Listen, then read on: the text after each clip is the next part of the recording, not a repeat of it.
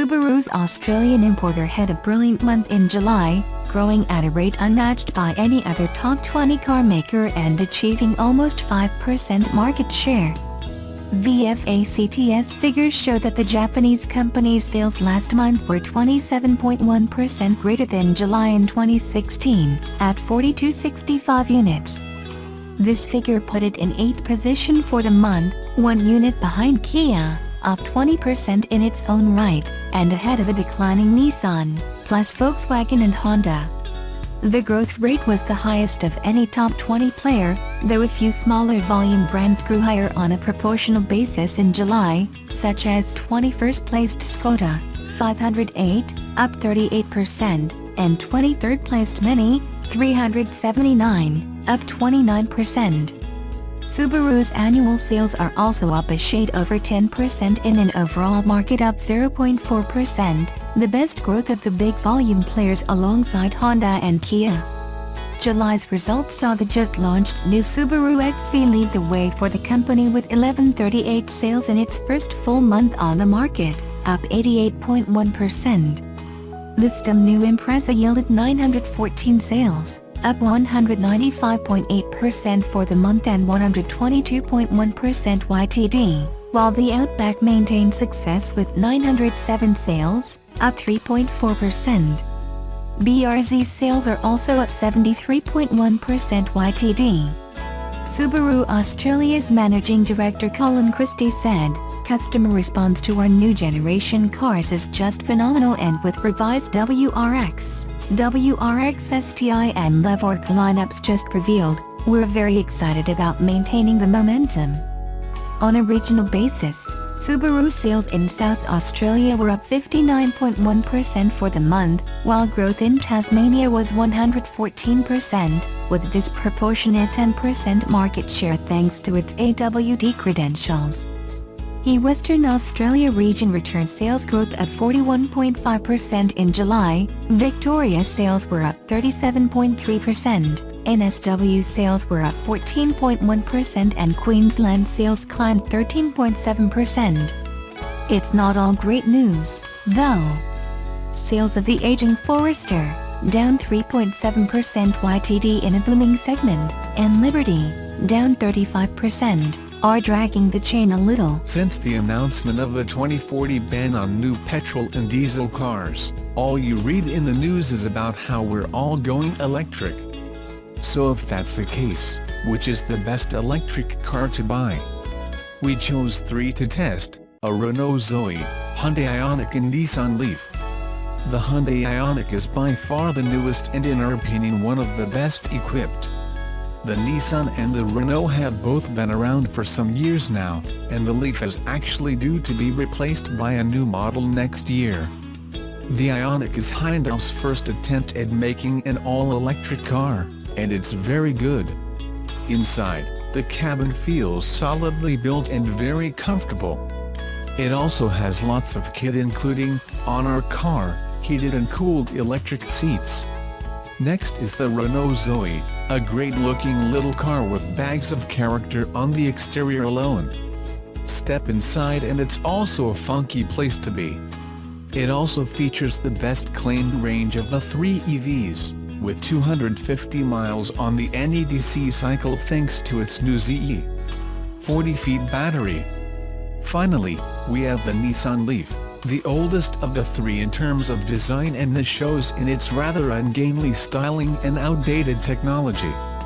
It also has the lowest theoretical range with just 155 miles. This is where the Nissan Leaf falls down, massively. It is not appealing at all on the outside with its bulbous rear end and huge headlights. This continues inside where it can best be described as dull and old-fashioned. The Hyundai is in a different league. It looks fresh, funky and modern. Add a touch of color and you have a car that will be very enjoyable to own. This continues inside too, where it feels light and airy with a very easy-to-use dashboard and center console. The Renault is the best looking of the bunch. Its chic Parisian styling blends well with modern life and makes it look more premium than it actually is. However, this doesn't quite continue inside. Although the cabin looks chic, it feels cheap, with the plastics belonging in a cheap Super Mini. In terms of space, all three are roughly the same, offering ample leg, head and luggage space and a plethora of cubbyholes throughout the cabin. The Hyundai feels a tad better than the other two, and has a fairly decent-sized boot at 350 liters, enough for some suitcases or a weekly shop. You can probably fit the family dog in there too. The Zoe feels slightly smaller in comparison, but is more of a hatchback compared to the Ioniq's saloon looks. It has a marginally smaller boot at 338 liters, but this would definitely be enough on a daily basis. The Nissan Leaf boasts the largest boot at 370 liters. It also has a fairly large cabin, which can easily accommodate 4 adults. The Hyundai Ioniq feels the best by far to drive. This is largely down to how composed it feels on almost any road surface, largely due to the fact that it's the most composed. It also has a touch more power than the other two, managing 0-60 mph in 9.7 seconds, while the Nissan and Renault manage 60 mph in 11.3 and 13.3 seconds respectively. The Ioniq might be the most refined of the three, but really they're more for inner-city driving rather than motorway cruising, especially the case with the Nissan, which seems to take an age to actually get up to any speed. In terms of value for money, the Renault is the most affordable, with our Zoe Dial Meet Nav R90 ZE40 test car costing £19,295, with a government grant. On board you find a surprising amount of equipment including satellite navigation, Bluetooth connectivity, rear parking sensors and 16-inch alloys. The Hyundai Ioniq Premium SE we drove cost £26,860. This might be a considerable amount more, but in our view it's well worth it. Not only does it feel the best to drive, it also comes with full leather upholstery, heated front seats, satellite navigation and a rear parking camera, to name but a few. The Nissan Leaf was the most expensive of the three, and is the least value for money.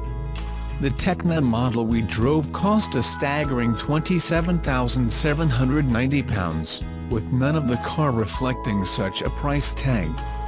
The standard equipment may consist of leather upholstery, heated front and rear seats, satellite navigation and Bluetooth connectivity, but it's hard to justify when it all feels so old-fashioned.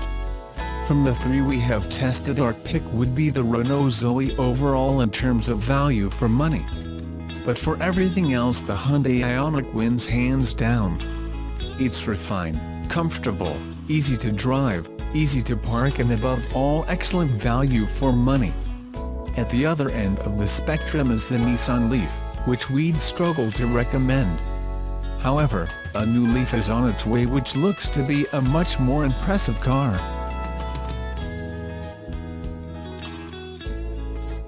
We're a month away from seeing the next generation Nissan Leaf in the flesh, and the automaker has released a new teaser image previewing the car's aerodynamic design. From what we can tell, the Leaf loses its bulbous rear end and adopts an egg-shaped appearance reminiscent of the Chevrolet Bolt.